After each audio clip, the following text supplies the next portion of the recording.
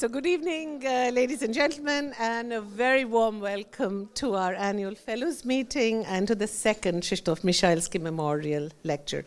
So I'm pleased to welcome all of our former fellows, our current fellows, alumni, friends, and sponsors of the Institute. And I would like to especially welcome the Director of the Department of International Cooperation of the Polish Ministry of Science and Higher Education, Mr. Gałkowski, who has been one of our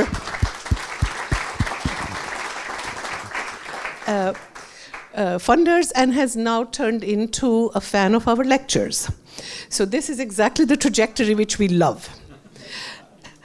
Last year, as many of you will remember, we celebrated the Institute's 35th anniversary, and another one is following this year. 30 years ago, on the 17th of March, 1989, the first Fellows meeting took place at the Institute's new premises here. And the Parisian political scientist and historian Jacques Rupnik, who is known to most of you, who was a visiting fellow of the IWM at that time, spoke on the theme of East Central Europe, transition to what? I think this is a question which may still want to be posed and answered, but I don't think Ivan is going in that direction. He's going in a different one, and I'll say something about that in a moment. This annual lecture, as all of you know, was named after our founding rector, Krzysztof Michalski, and will be given this year by a distinguished member of the Institute, Ivan Krastev, who is a permanent fellow. Actually, Ivan would need no introduction, except that I think I need to say a big word of appreciation to him, because had it not been for Ivan, I would not be here.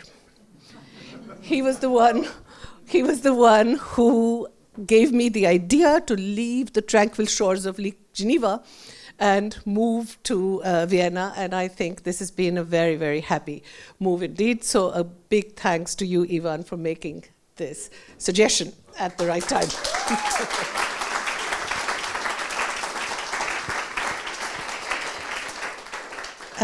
I'd also like to actually a special welcome, Desi we see often, but Nia and Yoto, we have not seen you here before. So it's a great pleasure to welcome both of you, especially as Nia has just turned 18 and finished school. So it's a very special occasion to welcome her, maybe a future fellow, but we'll wait. And it's wonderful to have you with us. Ivan is a founding board member of the European Council on Foreign Relations, as most of you also know, a member of the advisory board of the Esther Foundation, and on the global advisory board of the OSF, the Open Society Foundation, New York. He has held many, many fellowships, beginning with St. Anthony's College in Oxford, the Woodrow Wilson Center for International Scholars in DC, and the Wissenschaftskolleg to Berlin, where Ivan and I were co-fellows. So let me just mention two of his books, and then let's turn to what he has to say today.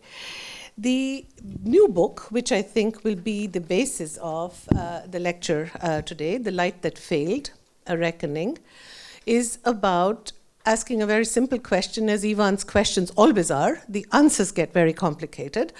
So the simple question he asks is, why did the West, after winning the Cold War, lose its political balance? So the idea, of course, as you can imagine, is in the 1990s, with all the hope for the spread of democracy, liberal democracy towards Eastern and Central Europe, the transformation has not gone as we would have expected. And why is it that there is a bitter repudiation of liberal principles itself? And it's as if it's not only confined to the region where it did not somehow take productive root, but that the contagion has spread back into Western Europe as well. So Ivan Krastev and Stephen Holmes in this book argue about the reasons for looking at the wave of populist xenophobic movements and parties that began in Eastern Europe, has spread to not only the Western Europe, but as you can imagine, I come from India, so last night was a rather sleepless night, given the election results, going in the very same direction and in a country slightly larger than the EU. And the question which we ask can all ask ourselves is, where does the resentment of all these minorities stem from, the majorities stem from? It's actually majorities somehow mimicking marginalization. And it's this mimicry of marginalization which is something which Ivan and his co-author set out to explain, looking at the kinds of resentment which a failed imperative to become westernized in a particular model of Western modernity have led to. The two books I just want to mention, because both of them were written at the Institute after Europe, which many of you may have seen, Europadämmerung in German. He's looking at the future of the European Union or its potential lack of a future. And we will see what kind of a future the European Union has very soon with the results of the elections which are impending. He looks at the whole question of the financial crises, the migration crises, which have blighted Europe and European democracies, looking at the kinds of problems which this wave of migration has created. The book before that looks at democracy disrupted, and it's a global take on the politics of global protest. He's looking at the unrest in Tunisia, Egypt, Russia, Thailand, Bulgaria, Turkey, and Ukraine. And he's looking at what implications this kind of popular politics has, protest politics, contentious politics has for the makings of democracy. And the very provocative argument that he makes in the book is democracy is being endlessly disrupted, but to no end other than the disruption itself. As some of you may have noticed, the IWM has a new book series, which you may have seen. Sorry, I don't have one in my hand, which I should have had as a good advertisement. This is our new book series with Passagen Verlag, and we just started with this series. Chantal Mouffe, who is here, has an article, chapter in the book. Oh, Ira's going to pull out the book for me. And that's our new book, Wenn Demokratien demokratisch untergehen. And that is exactly, I think, one of the problems that we are witnessing today. Before I give the word to Ivan, I would like to welcome all our board members who have come from nearby countries and from very far to take part in the board meeting. Thank you very much for being with us today. Ira, especially because you've had the longest journey, and also all the Wolfgang as well. So thank you very much for sharing this evening with us, and with that I'd like to turn over to Ivan.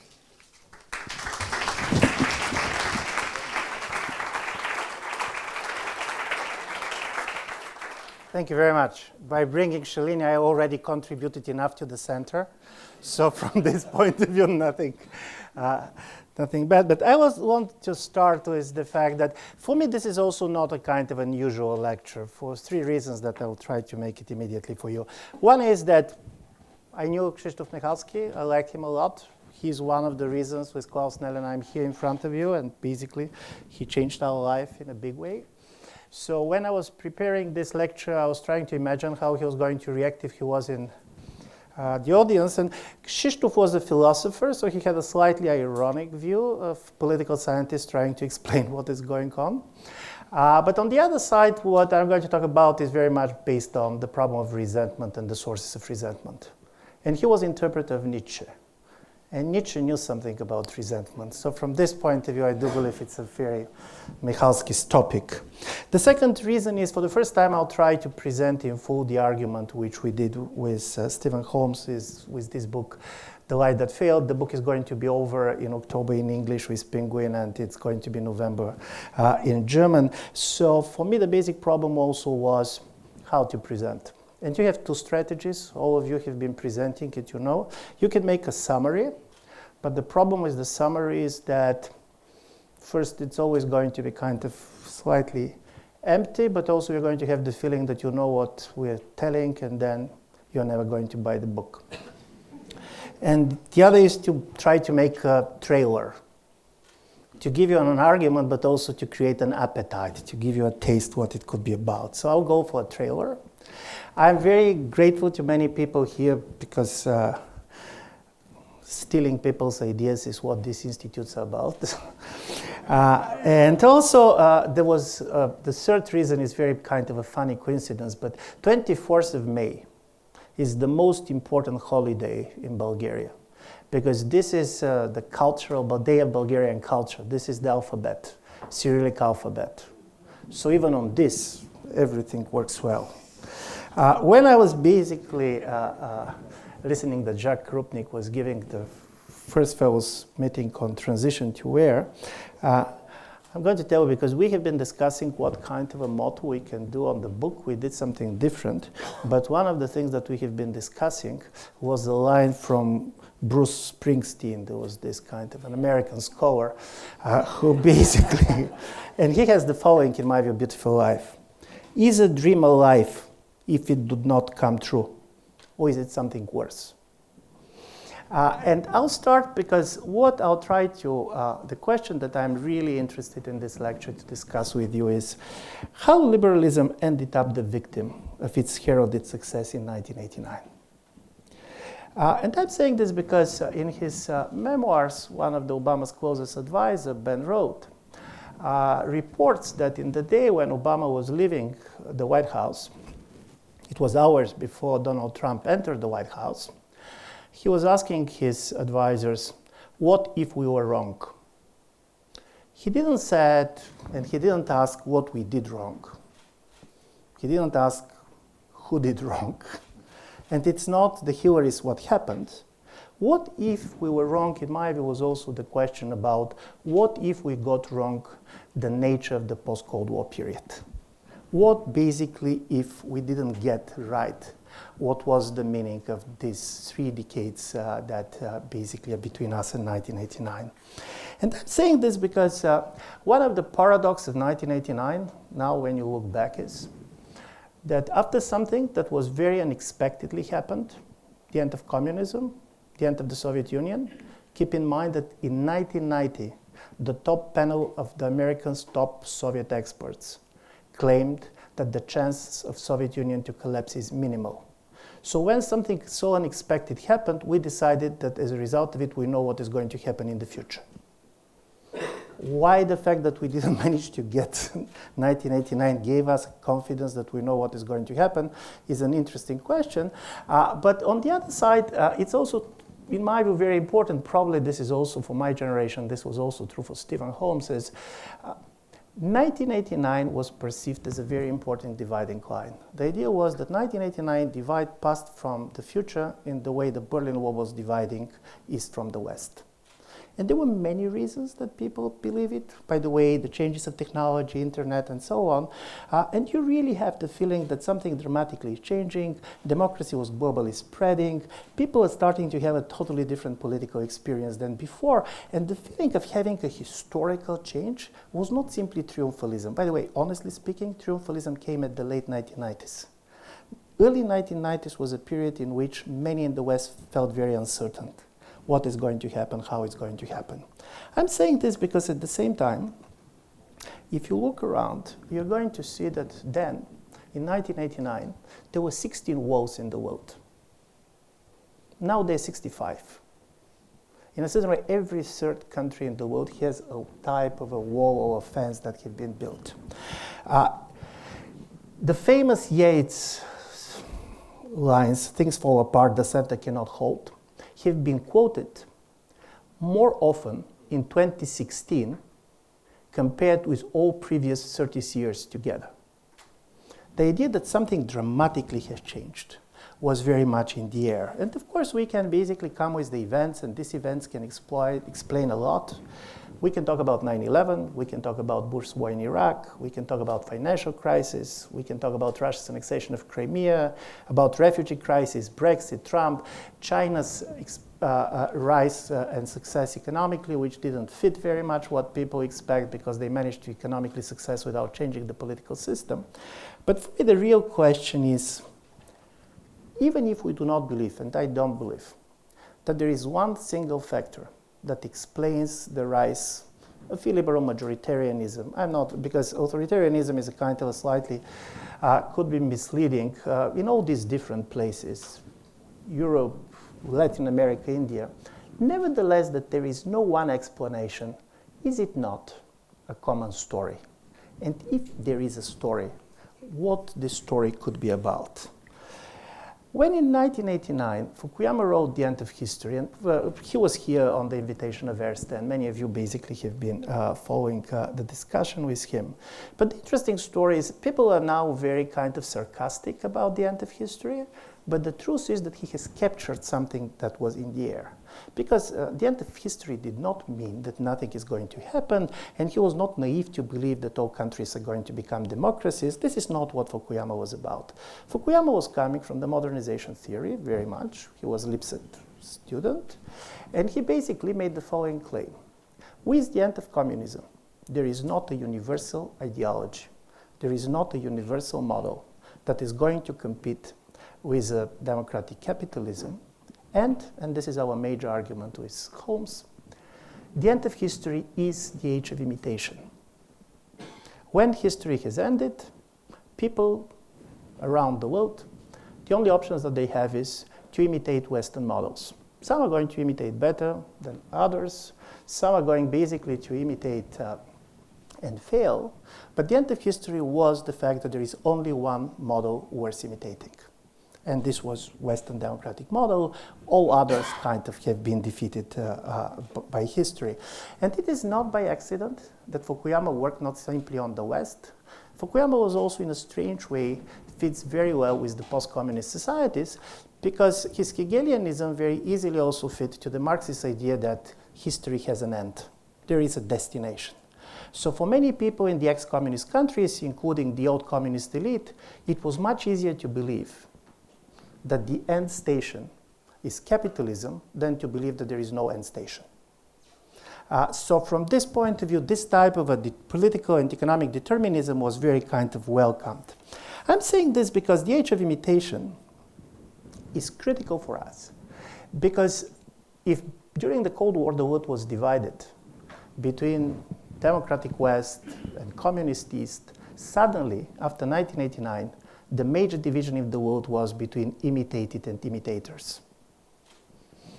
There was basically developed Western democracies that have been models, and there were societies in different places that are going to imitate them. They are going to decide how basically to become like them. And I'm saying this because the major argument of ours is it is much more the frustration and the resentment against the position of being an imitator than simply the rejection of liberal ideology that is at the core of what we are seeing in different places. And of course, this is something that I'll try to argue much more in details in the coming 25, 30 years, but 30 minutes, probably also years. It looks like a long-term project. But for me, this is quite important. And if you're reading, for example, a well-known conservative Polish professor, now member of European Parliament, Mr. Legutko, if you're going to read Maria Schmidt, you're going to see somebody close to the Hungarian Prime Minister, Mr. Orban, you're going to see that rejection of imitation. We do not want to imitate. We don't want to imitate you anymore. It's something that is very important in the discourse of all these parties. And I'm saying this because, of course, imitation, we imitate all the time. Imitation is kind of part of our everyday life. Even at the moment talking, I even try to remember whom I'm imitating in the way I'm presenting you. But the type of, by the way, in the end of the 19th century, the famous French sociologist Gabriel Tardet basically said, society is an imitation. The only thing that basically we see is that people, in a way of some somnambulism, we all the time imitate each other, and this is how we developed. But the type of imitation that I'm talking about is much more specific and much more precise, what I have in fact. This is not that simply you're imitating pieces here and pieces there, and you're not taking gesture here, taking gesture there. You have a very institutionalized model, which has elections, independence, separation of powers, and others. This model is perceived as a model without alternative, because this is Fukuyama. This is not the Cold War between you can choose, you can like or dislike. Secondly, by very fact that you declare this as a model, you declare the moral superiority of the model than what you have here. So the moment you start to imitate, you basically start to believe that others are better than you. They have better life than you. You want to be like them. The third thing that is very much coming, and this is particularly important for Central and East European societies, is you want to be like somebody else. But this somebody else, the West, was not simply present. It also keeps the right to tell you how well you're doing it. In Brussels, there is a word, and I see here at least two persons that know Brussels very well, which in a certain way cannot be translated in any normal language, and this is monitoring. What it means that you're monitoring certain countries, basically, but this is exactly this. You're sanctioning how well they're doing, basically becoming like you. And I'm saying this because imitation, from this point of view, and the type of imitation we're talking about, is very different than type of colonization and so on that people have been studied, because it is not based on imposition. It was others that decided to be like this. At least in the case of Central and Eastern Europe, it was a very conscious choice of East European societies that they want to be like the West. But Fukuyama believed that Age of Imitation is kind of inspiring, boring, but he believed that it is a harmonious age.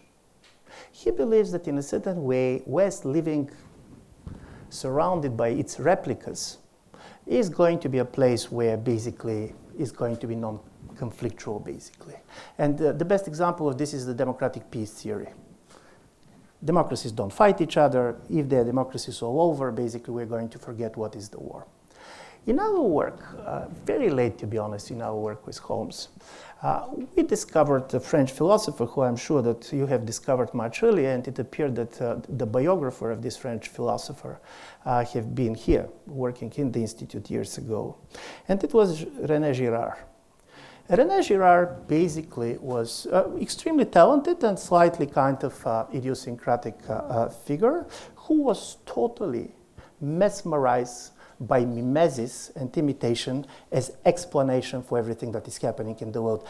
This is a very powerful mind, but he had basically one key that is unlocking every door that he has seen. But he has three intuitions about imitations which we found extremely important. First, he said, imitation is not simply borrowing, it's not deep. Normally what you imitate is you imitating other person's desire. What is the best toy in a room where kids are playing?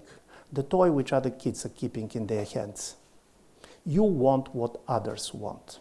By the way, this solved one major problem of mine. When I was young, I never understood why in the early classes, all boys get totally in love with the same girl in the class. I don't know, was this your experience, but for me this was a big kind of a puzzle. And then basically René Girard explained everything because we have been imitating other person's desires. It was because other boys liked her. Probably I also liked her. But the second important story about him is he made a very important distinctions between imitating something transcendental, for example, imitating Christ, and imitating your peer. Even when you imitate Christ, you not compare yourself with Christ. But when you compare your peer, it's always a tenuous relations. So for him, the very process of imitation is a process of rivalry.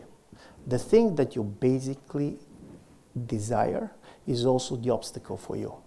And at one and the same time, the very fact that you want to be somebody else means that probably you're not so valuable yourself, but it also means that you want to replace this person.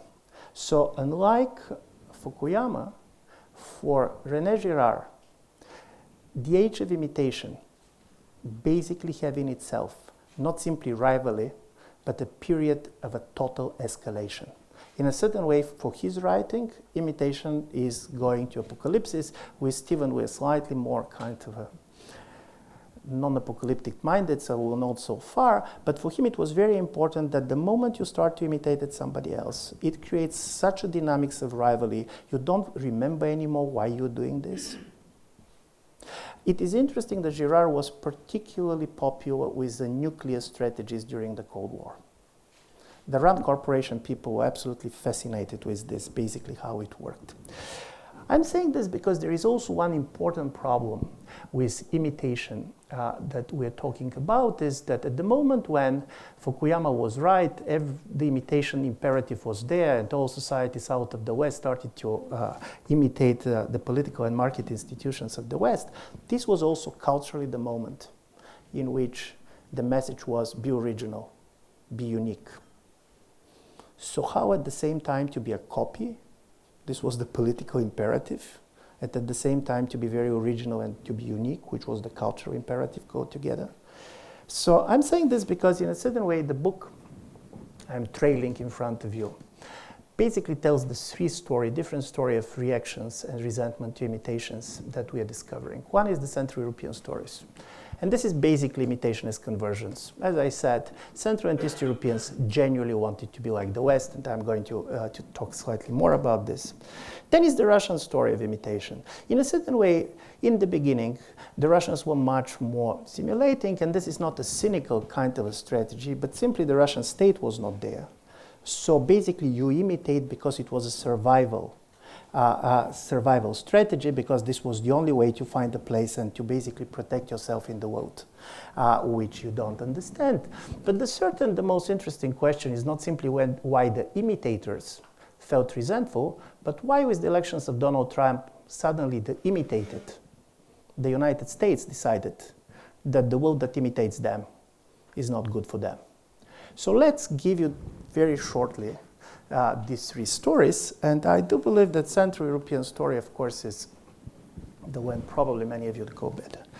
When basically certain type of governments have been elected, particularly after 2015, in many of the Central and East European countries, the shock was almost similar to the shock that Gregor Zemza had when he discovered that he has been turned into an insect. And the reason is very simple. You cannot explain this in economic terms. Here, you have several polls here.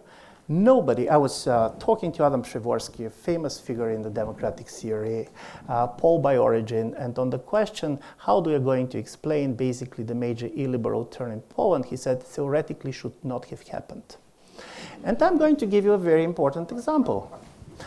First of all, unlike many of the explanations that go back to the neoliberal policies and others, to the financial crisis, which was a major element in countries like Greece or Spain or Italy, Poland didn't have a recession for the last 15 years. This is the fastest developing economy in Europe for this period of time. But it is not simply that the economy was growing. Social inequality has been declining, and it continues to decline. At least this is the Gini coefficient. There was losers and losers. I saw the Polish smile in front of me, so this is why this was just the Gini coefficient. But you have this, but what is much more important is when you go to opinion polls, you're going to see more than 80% of polls who said that they are satisfied with their lives. And this was true at the end of the Tusk government, this is true now. So from this point of view, the idea of the angry society of losers that go around, this does not fit Poland. Hungary is a much more complicated case because of the financial crisis, but it does not fit Poland. So why? And how it worked? And here is basically how, in my view, imitation helps us to go back to 1989 and to reinterpret some of the things that we have seen. 1989 revolution was a very kind of particular type of revolution, and there are people I saw Dr. Busek here who have been very active these days. And the story was that if there was one utopia, which you can hear in all countries, it was the utopia of normality. We want to be a normal society.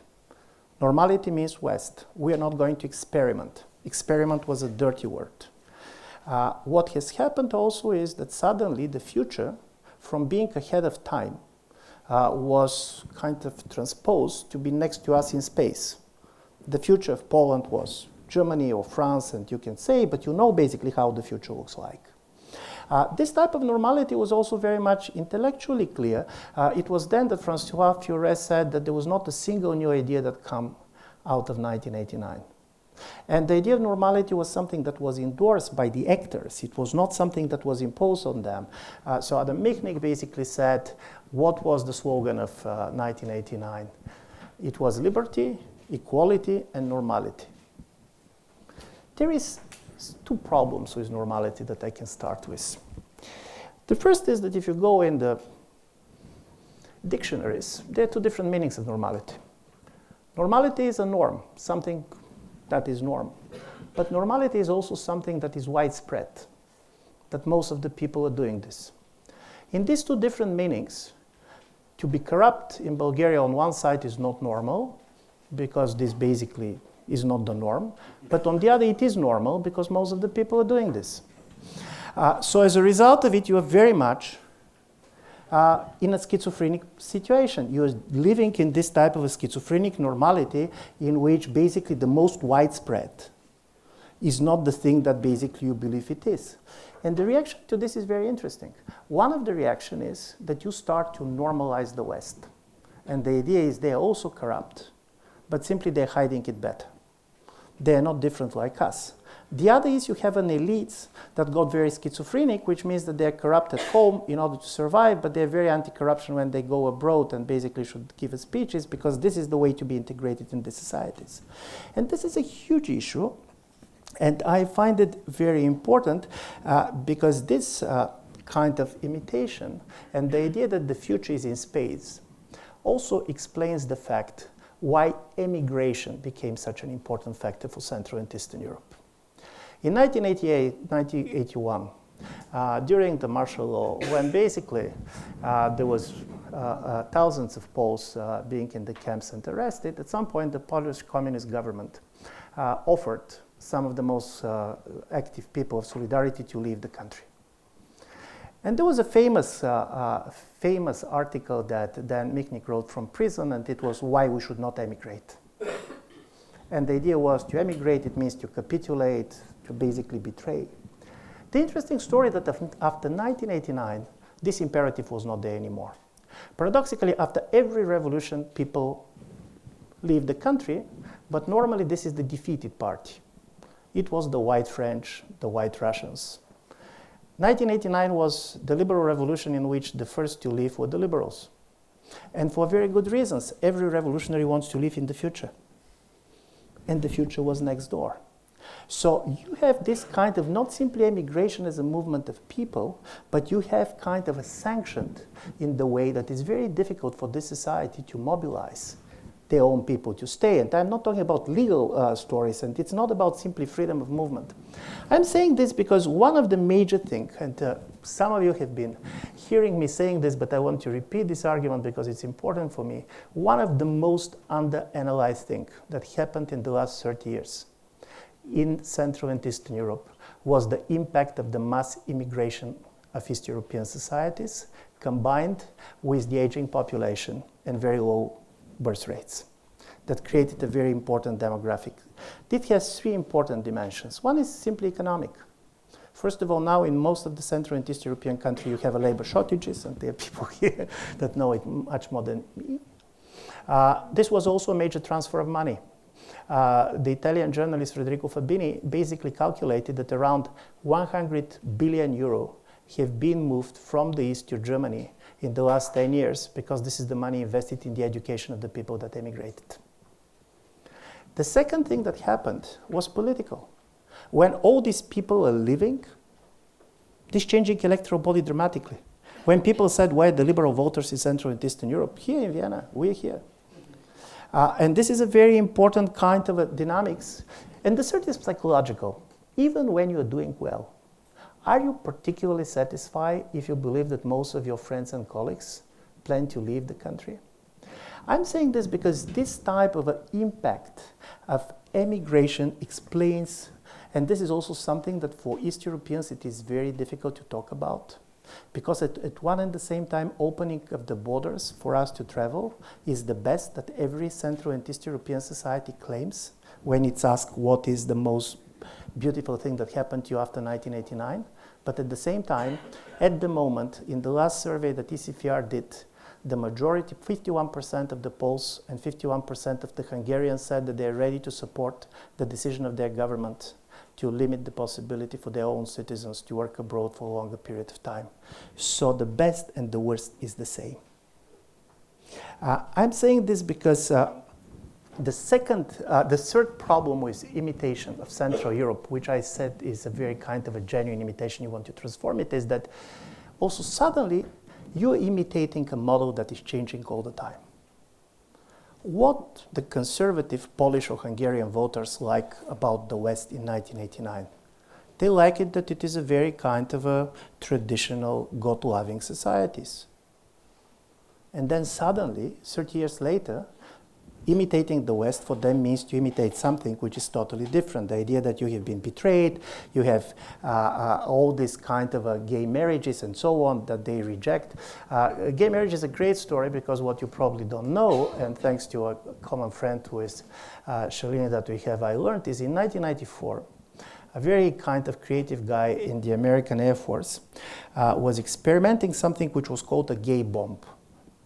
And this is a type of a chemical chromosome story. It was a project, it was never realized, but it was really registered, in which you're going to throw the bomb on the armies, and they, instead of killing each other, they start to make love with each other. If you see some of our countries, particularly some of the conservative part of society, you have the feeling that this bomb has thrown on us.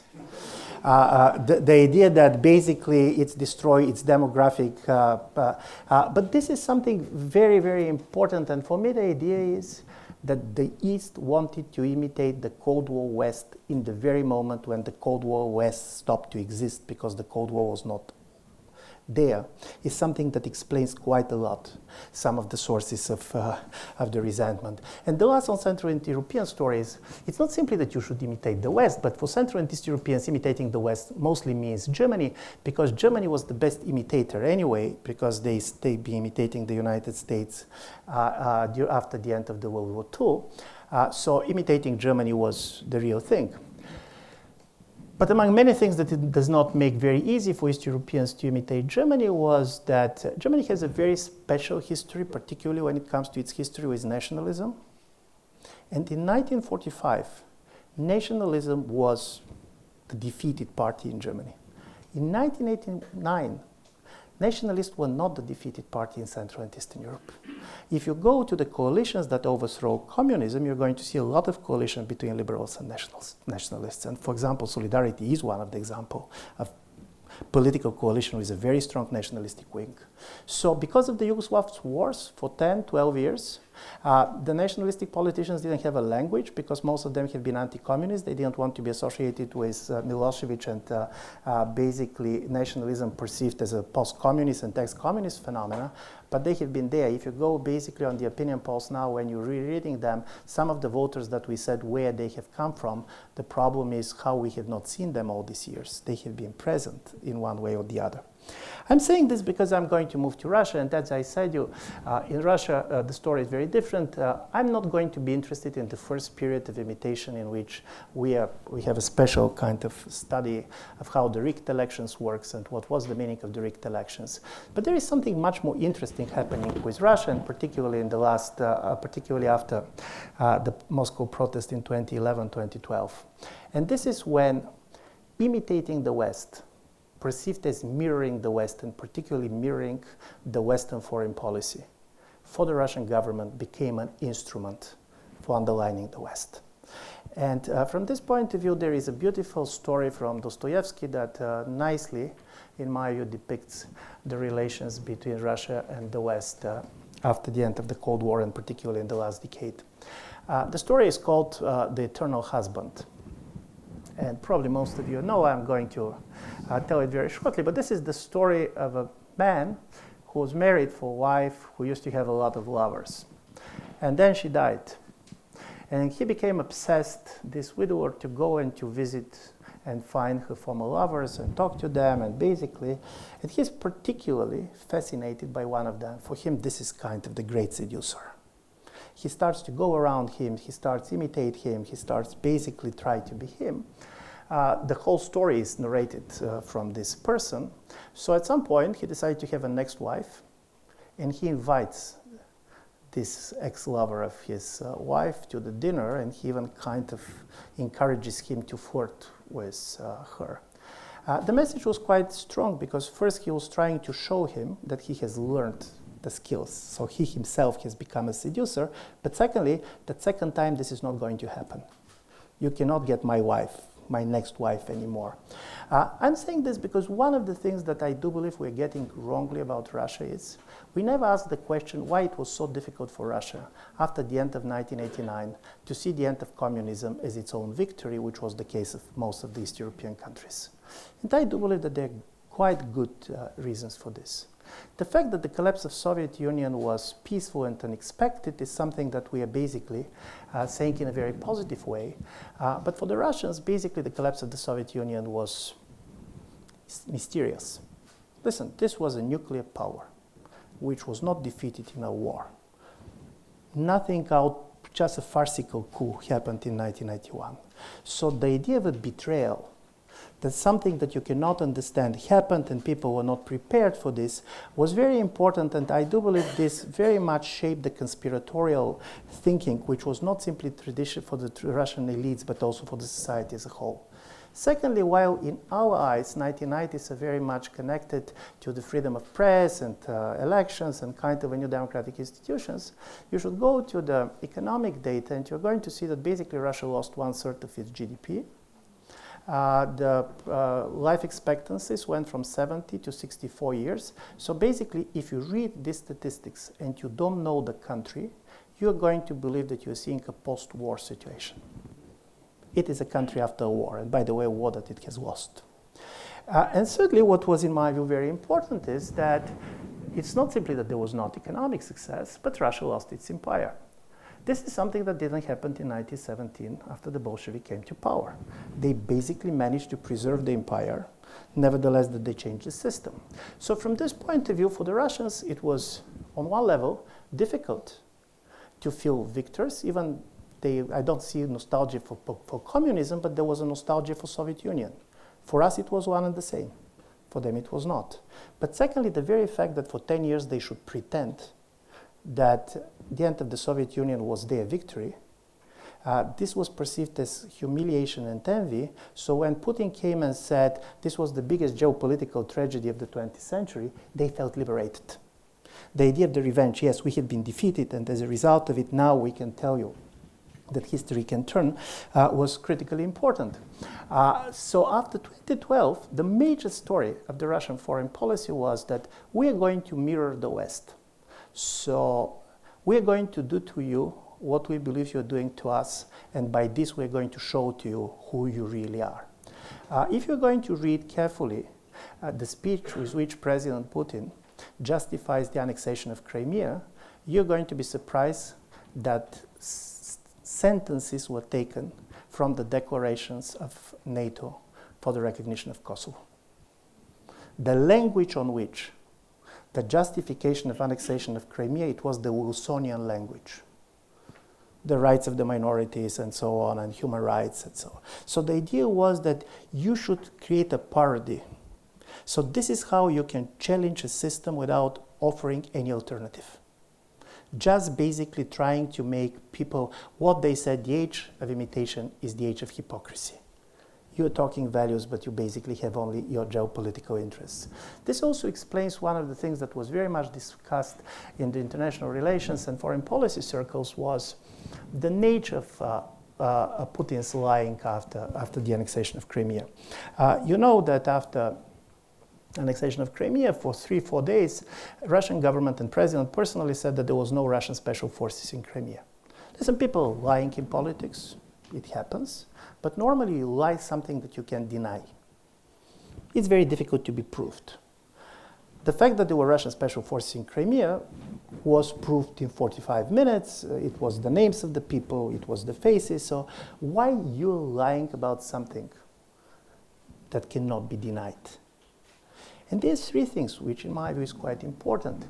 One was that basically I'm lying because I expect you to tell me that I'm lying, and then I'm going to say I'm a liar like you.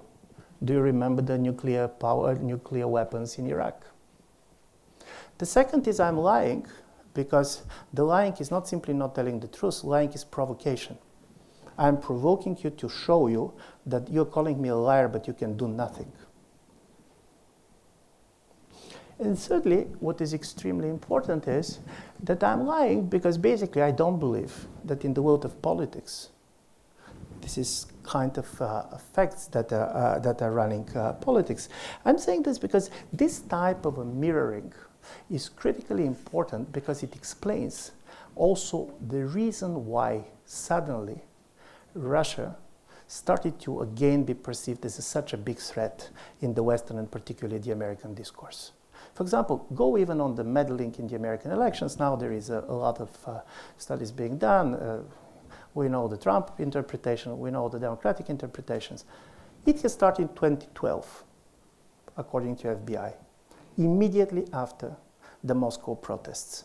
Then, basically, Donald Trump was not running yet. You are meddling in the American politics to show that you are a great power. And what is a great power? I can do to you what I believe you're doing to me. This type of imitation as status gaining, in my view, is critically important, but the problem is that it has one extremely negative result. And the result is that, as René Girard showed, this is prone with escalation. You cannot stop it. There is no trust that can be done.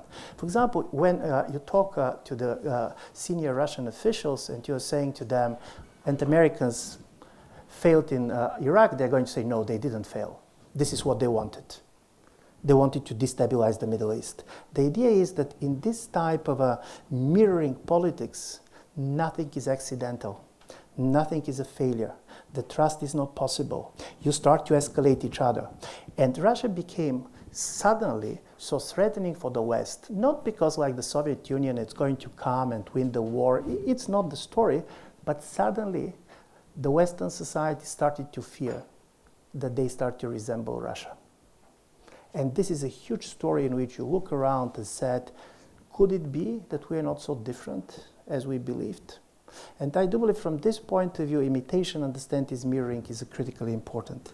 I'll go to my last point, which is about the United States. And as you can easily guess, Stephen Holmes has contributed much more to this chapter than me. But the major story is, and outside of the United States, the question how the Americans can believe that they're the biggest victim of the world that America made is a totally kind of ununderstandable question. But if you go closer, you're going to be surprised, and suddenly, in the last 5 or 10 years, Americans start asking these questions. How it happened that as if we dominate the world, but our middle class is destroyed, our working class is losing jobs, and basically China is becoming the biggest beneficiary of the world that we created. What is more, even the English language, which till recently was perceived as the major sign of how America is doing well in the world, suddenly English language and the spread of English language starts to look as a vulnerability of the United States. Because everybody speaks English, 3 simple things follow. First, Americans are not studying other languages anymore. Suddenly, everybody knows America, but America does not know much the world because Americans go to the world and talk to the English speakers. And what I know from Bulgaria, the English speakers are not all the most representative parts of the population. Thirdly, and this was why it was so easy. The story was, imagine an American going to Saudi Arabia and easily renting a plane, learning to basically have a plane in order to attack with his plane a Saudi building. No, it's very difficult. You don't know how to do it. But America became transparent to the world, while basically the world started to be very kind of a mysterious to the United States. And this fear that your yesterday's advantage is becoming your vulnerability is becoming a major issue. But the certain most radical thing that Trump did, and I do believe this is going to outlive him, is he said the very idea that America is exceptional is making American weaker. We should be normal, which means nasty like others. Because, he said, the liberals are destroying the distinctions between victory and defeat.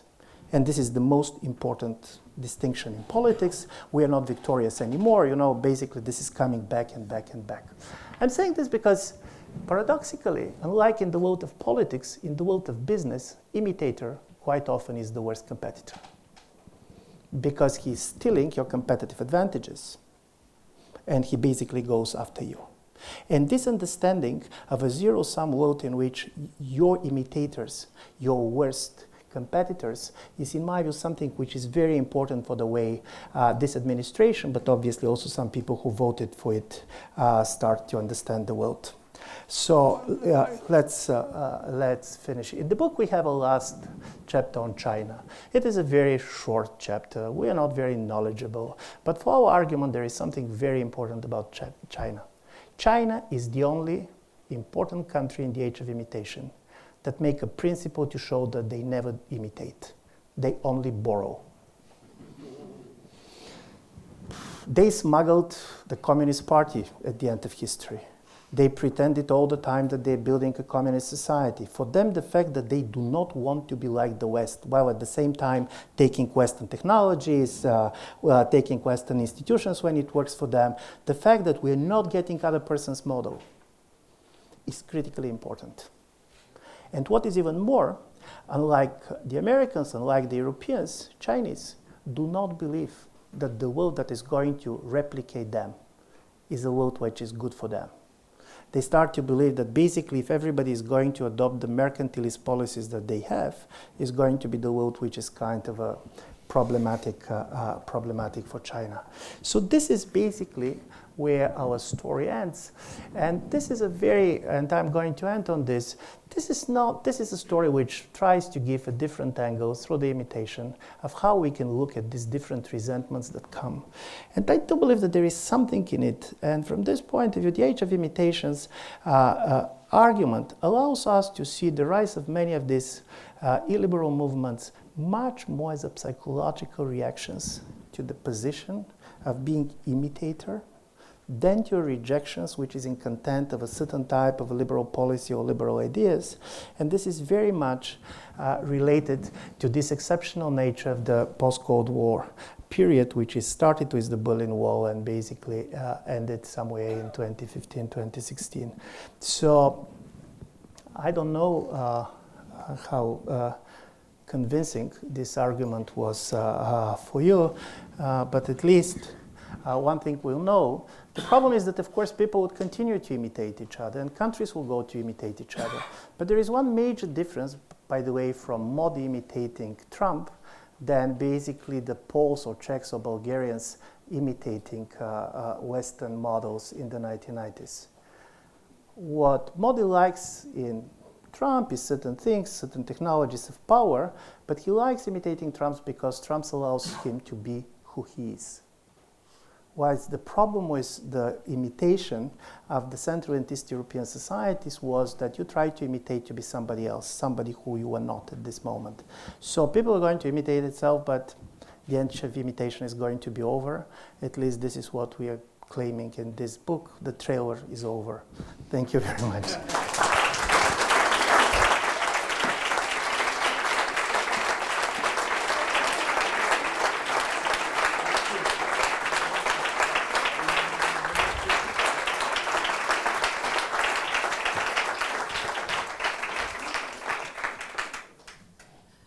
Thank you very much, Ivan. I, of course, have lots of questions, starting with colonial mimicry. There is a whole theory of someone like Homi Bhabha on the whole question of mimicry. Then, of course, Pankaj Mishra on the Age of Anger, which is looking at some of the kinds of ideas you are dealing with. But I'm not going to ask questions to begin with. Maybe I'll smuggle one in if there's a pause in between.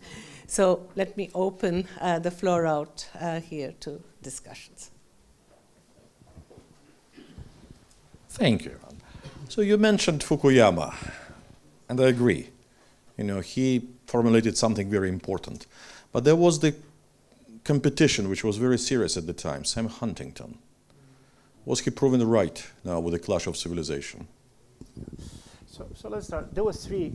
I'm going to add one more person, which was particularly important for my understanding. So when you have Fukuyama, you have this Hegelian vision. And by the way, when it comes to imitation and assimilation, there is something interesting about Fukuyama that you should keep in mind. He was coming from modernization theory, but also he's an American Japanese. If there is a kind of cultural proof that the copy could be better than the original, it's a Japan in many aspects, and not by accident, Kojev was totally fascinated by Japan. But that was, and then you have Huntington, who basically comes with the civilizational hypothesis. By the way, Fukuyama was never a bestseller out of the West. Huntington was. For example, in Russia, 10 times more copies of Huntington has been sold than Fukuyama, and the same goes, I can imagine, India and everybody else. But there was also Ken Jowett. And Jowett, who wrote The New World Disorder, make an argument which was not Fukuyama and which was not Huntington, which goes like this. He said, listen, something dramatic has happened. What the West does not understand is that they believe that with the end of the Cold War, the rest of the world is going to change, but they are not going to change.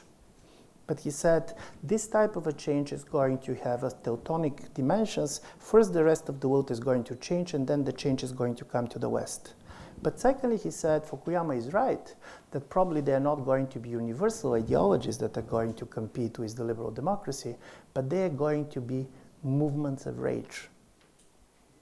From this point of view, the idea of the movements of rage, it's 1991. It's very important because in a certain way, if you go back to Huntington's argument, by the way, Huntington's argument comes of a project which several leading American political scientists did for the Pentagon, and the question that they have been asked is about American intervention in Bosnia. The major story was where America should intervene. And the major argument for the reason they wrote The Clash of Civilization was that American troops should intervene only in their own cultural sphere. So do not interfere in the civilizational spaces of others. So from this point of view, Bosnia was a divided space, this kind of a border of civilizations. So from this point of view, it comes from a very practical questions, very much ask about the American foreign policy after the end of the Cold War and to come with this hypothesis. But I'm not going to argue that in a certain way what happened in the last 30 years is going to justify Huntington as much as people believe. Because first, some of the major conflicts that you see are within civilization and not basically between them. What has happened is that civilizational discourse that Huntington promoted became very popular. And if you basically go with the idea of the identity politics, one of the other, for sure. But if you go the nature of the political conflicts, what happened after the end of the Cold War was decades of civil wars, which are not easily fit what he basically was arguing for. So on the empirical level, I do believe that his argument is not so easily defended, but it became very kind of a pop, unless, like some of the Ukrainian colleagues have said, that Ukraine and Russia are different civilizations. You can go this way, but I do believe it's slightly more complicated than simply to say Huntington was right, Fukuyama was wrong. And also what was interesting with Fukuyama, and this is his difference with modernization theory. Modernization theory believed, like Marxism believed, that there are stages of development that nobody can jump from. So we all go through the same stages. With the idea of the Fukuyama was that in this, the end of history world, exactly because we can imitate the models, you don't need simply to go this kind of universal path. You don't need to wait to get certain level of incomes per capita in order to become a democracy, something that Lipset was going to believe. You can become a democracy because the democracy is the new universal global norm. And people are forced to imitate it even when they do not have the incomes that are going to help them to consolidate.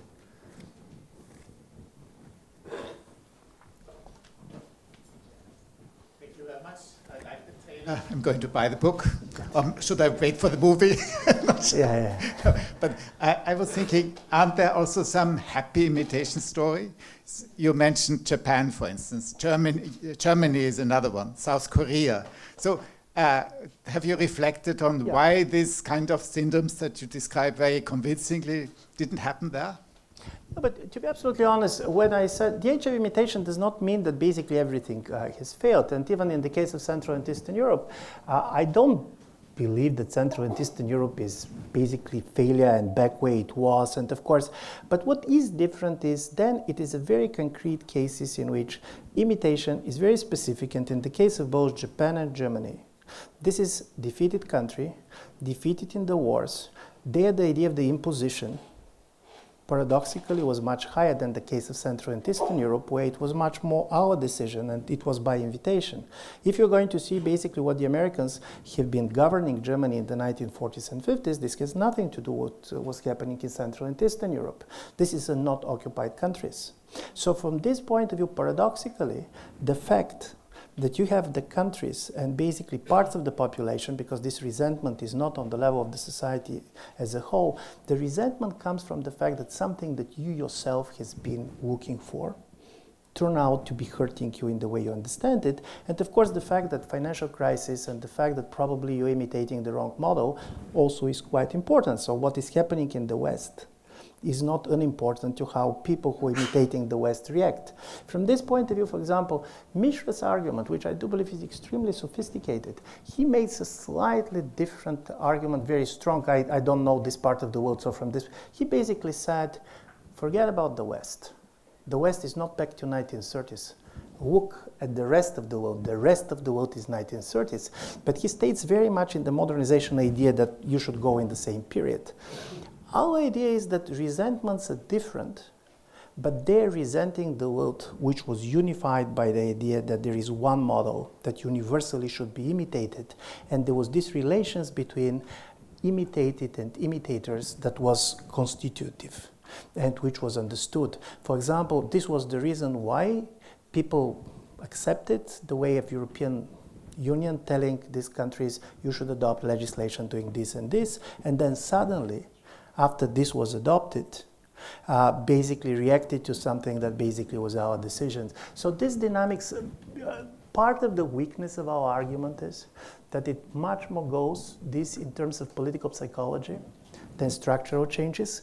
But this is where we believe that we want to make a point which others have not been developing. In here edgeways, and which is, don't you think one of the problems with the resentment is at the hypocrisy of those who were asking you to imitate something and then themselves are actually doing something completely different? This is extremely interesting, and of course this is something that we have a lot in the book. And this is interesting about hypocrisy. Because hypocrisy, and here Judith Clark has a very strong point, she called it an ordinary vice. In a certain way, the major argument is the hypocrisy is part of every kind of a civilized society, you are doing this, but hypocrisy and attacks on hypocrisy can become an argument for pushing people to stay close to their values and the norms that they do. One of the interesting stories with Putin's attack, for example, on the hypocrisy of the West is you have two options. One is to believe that he so much values all these liberal values that he's attacking the West for not staying loyal to it, because he's basically saying why you don't really defend the minority rights. But on the other side, it could be very cynical, because the basic problem is that every anti-hypocritical position quite often is hypocritical in itself. So you have a very much the real hypocrisy, and you have also instrumentalization of the anti-hypocritical discourse. For example, we have a special project in which we have been traveling in 4 countries: Iran, Turkey, Russia, and Greece, and Galip is here. So he was part of it, trying to understand the nature of the anti-hypocrisy discourse. And listen, is there hypocrisy in the way the West is talking about the nuclear program of Iran? For sure. But is it instrumentalization in the way the Iranians are trying to use this in order to promote kind of a military type of nuclearization also? And this is my kind of a major argument with the problem of imitation. Attacks of hypocrisy and imitation as the way to try to destabilize certain order solves you one big problem. You do not need to have an alternative. And you can see this with some of the populist parties all over. Listen, is this right what they're saying, that the elites are corrupt and infactual? In my view, they are. But then you basically go, and you're not claiming anything else, but you're basically claiming and trying to instrumentalize it without saying basically what is your idea, for example, what could be the world order or what could be the political society that you have. So from this point of view, the imitation itself created the instruments through which to destabilize society, because to such an extent modernization through imitation was the model that the moment when you start to attack imitation, you don't want and do not need to describe anymore what you really want. If you go to the idea of illiberal democracy that has been discussed, and of course Mr. Orban can defend a PhD in any university on it, but if you're going there, you're going to see that in a certain way intellectually it's quite empty. And it is quite empty because this is not a kind of a new type of illiberalism that is very much telling you what is this and that. This is, we're different, we don't want others to tell us, we don't want to be lectured. And this is, in my view, part of the nature of the resentment that we're talking about. And because, at least for me, this explains very big difference between what we see now and the 1930s. There are many other things. But in 1930s, both the radical left and the radical right has ideological projects. They were pedagogical. They have an idea of the new man, be it a Nazi man or a Soviet man, but there was the idea of the future. Here you do not have pedagogy anymore. If you listen to the populist parties, their major message to the public is, we don't want to change you. We like you in the way you are. For me, this is a different model, and from this point of view, it very much explains, in my view, this kind of nature of the time. Sorry for being too long. Thanks, and thank you, Susan. Just gave me the. I also am going to buy the book. I like the trailer. I'm doing fine. But I would like to challenge a little bit your concept of imitation and what was happening. Yeah. Especially in Eastern Europe, whether that was imitation or whether it was simply somehow sharing the same ideals, the same desires, reading the same books, although behind the Iron Curtain, and in a way having the same objectives. But precisely when the change came, what happened was that what Eastern Europeans, what we believed we could do was jump stages, which you mentioned. And that proved impossible. And in a way, political elites switched to selling the necessity as an advantage, selling the fact that they actually couldn't deliver. And Bulgaria or Croatia or Serbia couldn't become Holland or whatever within the next 10 or 30 years, and didn't become Holland or whatever, these ideals. And it wasn't that Eastern Europeans were imitating the West. It's that they shared the same concepts and desires, but it was impossible to actually follow the same development because we were behind. Listen, ready to do it, but let's then go in the middle, so probably we can get a compromise.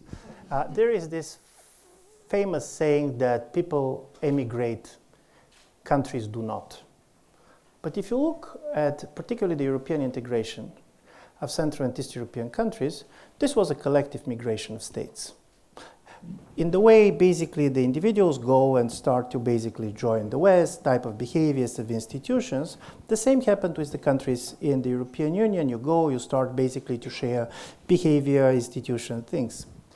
From this point of view, in my view, to a certain extent, the crisis that we see now is a crisis very well described in sociology literature about the second generation of migrants. The first generation comes.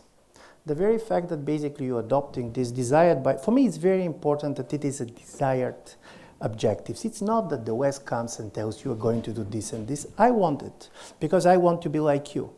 But the moment it started to happen after the first 10, 15 years in which you're excited about gaining, starting to look like somebody else, comes the resentment. And this resentment with the second generation of migrants is very well known. What about my tradition? What about my identity? And secondly, the idea of being treated as a second-class citizen. One of the best things on this understanding and experience, there is a beautiful short Hungarian film which got an Oscar for a short film. It's called Sing.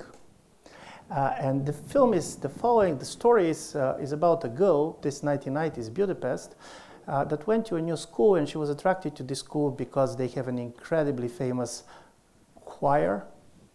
So she wanted to sing in the choir. She was invited, but the teacher told her, listen, we are going for a competition. If we're going to win in the competition, we should go to Sweden. You are not singing very well, so please, can you just open your mouth and allow those who sing better, because otherwise we can have a problem.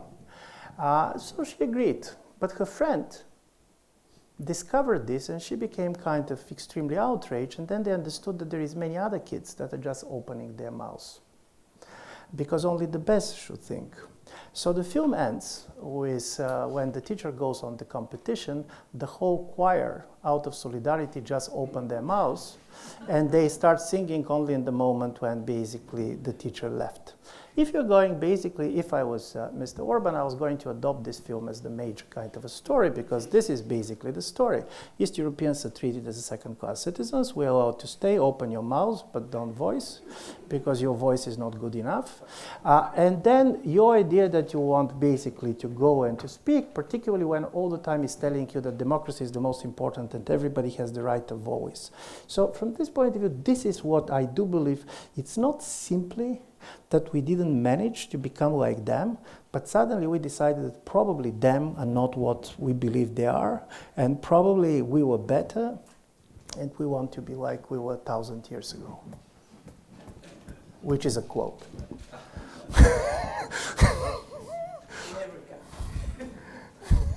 Thank you very much. Yeah, for sure.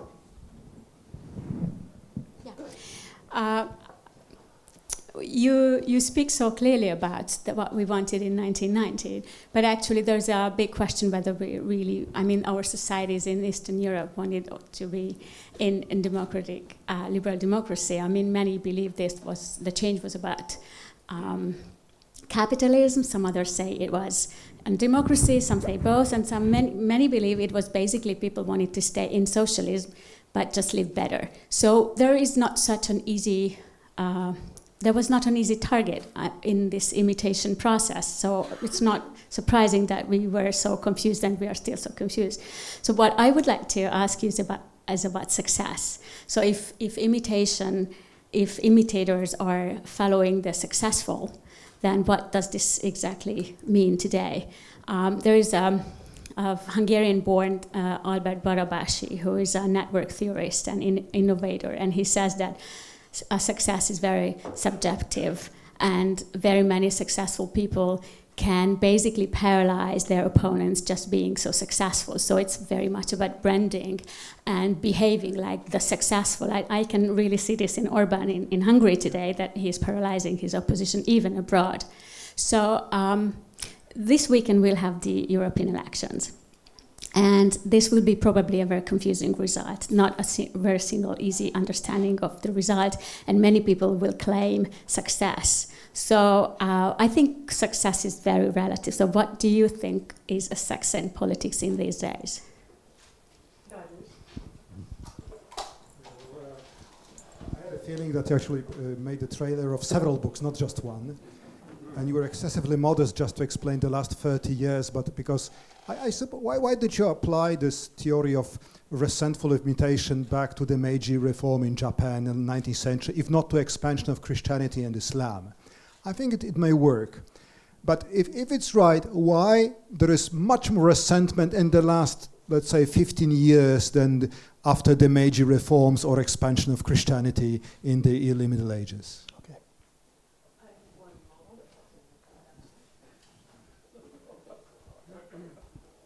Thank you so much for your fascinating lecture.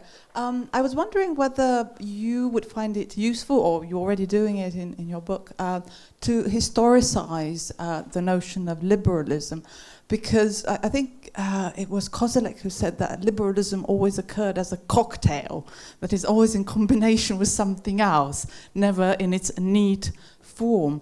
And I was wondering whether, looking back historically at how liberalism was adopted, used and abused, might actually provide some sort of perspective to what's happening after '89.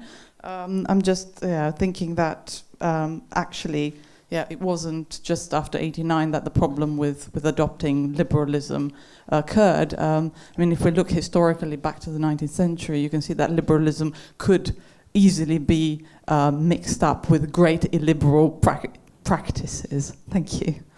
Thank you very much. I'll try to be brief, but here is the first is about.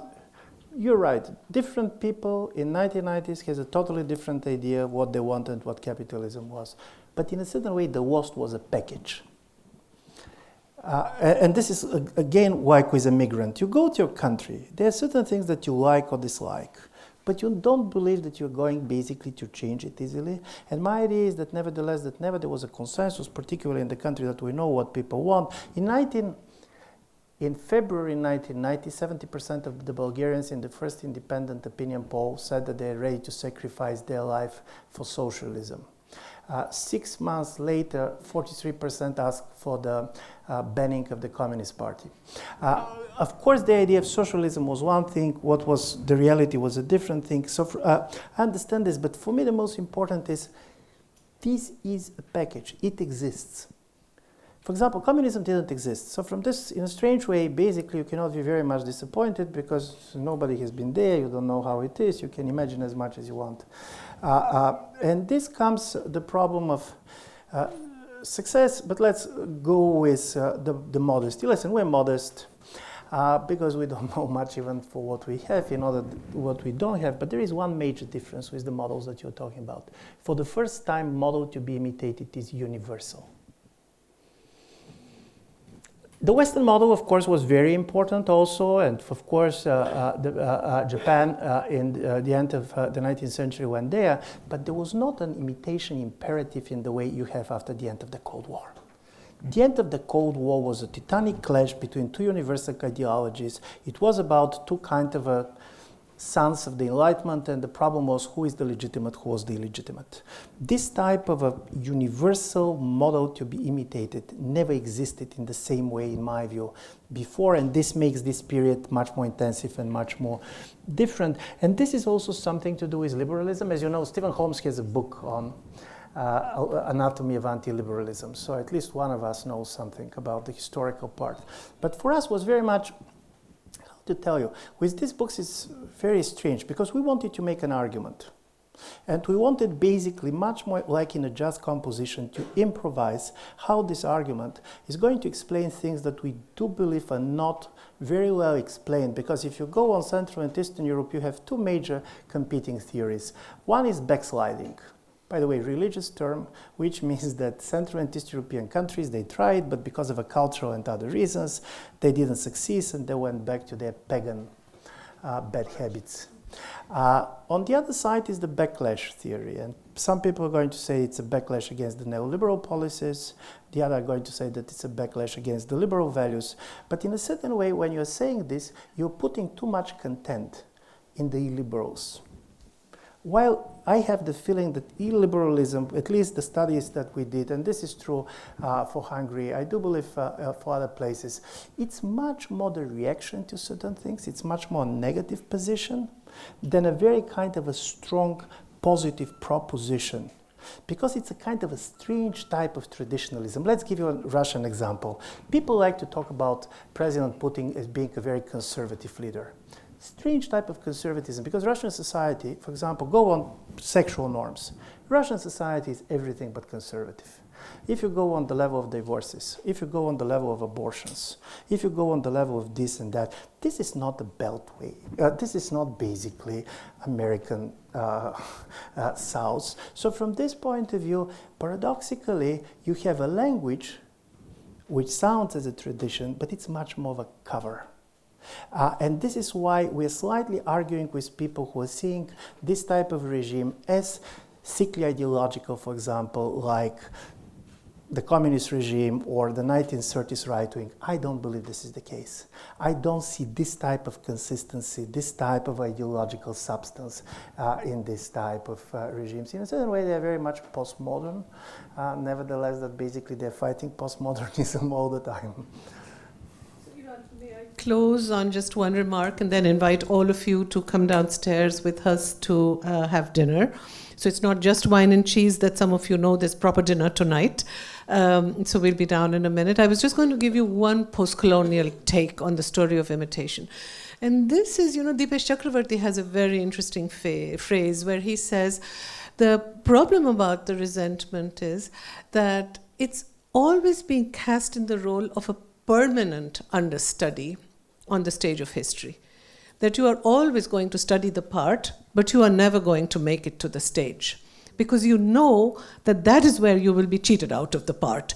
So it's the asymmetry between the imitator and the imitated, which is part of the story of resentment, that I think may be an interesting way to think about where. Listen, we have. So it's not fake. Totally, we have this. It's a very asymmetrical, power asymmetrical relations. But also, what is extremely important, if you go back to the anti-colonial movements, Fanon, who is going to say, do not imitate Europe. Exactly. Europe is doomed. This is not what you see here. And when you say what is success, because I wanted to do, for example, for Mr. Orban, and happen to know him well, success of the imitator is when the imitated and the imitator change their places. Being imitated is what is success. And when he said basically in a speech recently in which he said for 20 or 30 years we have been imitating the West, now is the time the West to start imitate us, this is what it is, turning the tables. Now we are the model. And this is, in my view, this discourse of now you're going to imitate us, in my view, is one of the major arguments why the imitation is so important, also the way some of the populist actors see the world. So thank you so much for your patience. Because I knew that there are going to be food, I was not very tense, because nevertheless, what was the lecture? If the food is good, everything is good. Thank you.